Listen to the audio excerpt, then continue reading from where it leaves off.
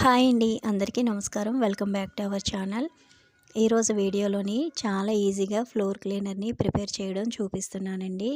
ఎటువంటి కెమికల్స్ కూడా లేకుండా మన ఇంట్లో ఉండే పదార్థాలతోటి చాలా సులభంగా త్వరగా చేసుకోవచ్చు.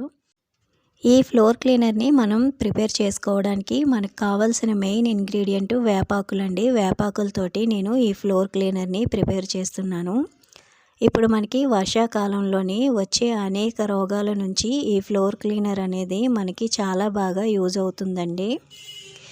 ఎటువంటి కెమికల్స్ కూడా వాడకుండా మన ఇంట్లోనే కనుక మనం ప్రిపేర్ చేసుకుంటే మనకి ఎంతో మనీ కూడా సేవ్ అవుతుంది. ఇప్పుడైతే వేపాకుని తీసుకొని నీట్గా కడిగి ఆరబెట్టుకున్న తర్వాత ఈ ఆకుల్ని తుంచి ఇలాగా ఒక మిక్సీ జార్లో వేసుకోవాలి. ఇప్పుడు మనం దీన్ని ఒక పేస్ట్ లాగా ప్రిపేర్ చేసుకోవాలి. మరీ మెత్తగా చేయాల్సిన అవసరం లేదండి. కొంచెం వాటర్ వేసుకొని మనం కొద్దిగా బరగ్గా మిక్సీ పట్టుకుంటే సరిపోతుంది.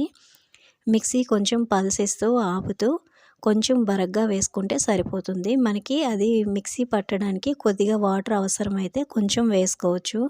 చూడండి, వీడియోలో చూపిస్తున్న విధంగా ఇలా మనం మిక్సీ పట్టుకుంటే సరిపోతుంది. ఇప్పుడు నెక్స్ట్ ప్రాసెస్ చూద్దాము. స్టవ్ పైన గిన్నె పెట్టి ఒక హాఫ్ లీటర్ వరకు వాటర్ వేసుకుంటే సరిపోతుందండి. నేను ఇక్కడ హాఫ్ లీటర్ వరకు లిక్విడ్ని ప్రిపేర్ చేస్తున్నాను. మీరు ఇంకా ఎక్కువ చేసుకోవాలనుకుంటే వేపాకు తీసుకునే క్వాంటిటీ అనేది కొంచెం పెంచుకోవాలి. ఈ వాటర్ అనేది కొంచెం ఒక 5 నిమిషాలు మరిగించుకోవాలండి. వేపాకులో ఉన్న పసరంతా కూడా మనకి వాటర్లో కలిసేంత వరకు కూడా మనం మరిగించుకోవాలి. మనకి ఇక్కడ చూడండి, వాటర్ అనేది ఆకుపచ్చ రంగులోకి మారిన తర్వాత స్టవ్ ఆఫ్ చేసి ఈ వాటర్ మనకి చల్లారే వరకు పక్కన పెట్టుకోవాలి. ఇప్పుడైతే లిక్విడ్ ప్రిపేర్ చేసుకోవడానికి మనకు కావాల్సిన ఇంకొక ఇంగ్రీడియంట్ స్ఫటిక అండి. ఇది తినేది కాదండి. ఈ స్ఫటిక మనకి పూజ సామాగ్రిలో కానీ లేకపోతే మామూలు కిరాణా షాపుల్లో మనకి దొరుకుతుంది. దీన్ని ఒక స్పూన్ వరకు తీసుకుంటే సరిపోతుందండి. చిన్న ముక్క తీసుకొని పౌడర్ చేసుకోవాలి. మెత్తగా మనం పౌడర్ చేసుకోవాలి. దీన్ని ఈ విధంగా పౌడర్లా చేసుకొని పక్కన పెట్టుకోవాలి. ఇప్పుడు మనకి మరిగించుకునే వేపాకు నీళ్ళు అనేవి బాగా చల్లారిపోయాయి కదా.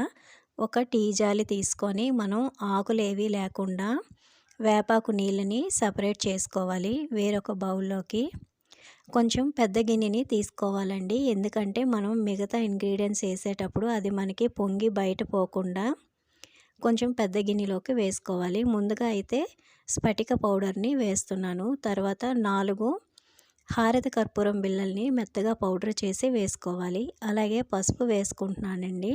పసుపు వేయడం వల్ల మనకి నెగిటివ్ ఎనర్జీ అనేది ఉండదు. అలాగే ఒక స్పూన్ వరకు రాళ్ళుప్పుని వేసుకుంటున్నాను.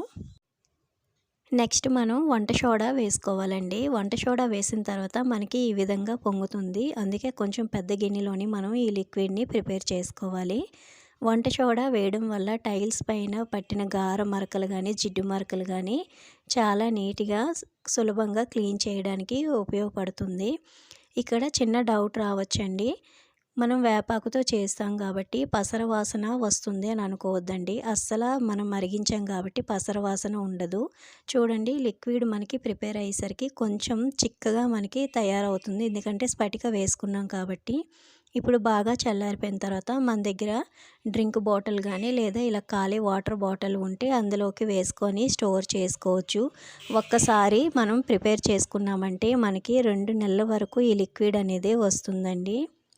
ఈ లిక్విడ్ అనేది ఇంకా మీకు మంచి సువాసన రావాలంటే ఏదైనా ఎసెన్షియల్ ఆయిల్ వేసుకోవచ్చు. లేదంటే మనం బకెట్లోని ఈ లిక్విడ్ కలుపుకునేటప్పుడు అందులో కొద్దిగా కంఫర్ట్ వేసుకున్నా సరే మీకు మంచి సువాసన అనేది వస్తుందండి.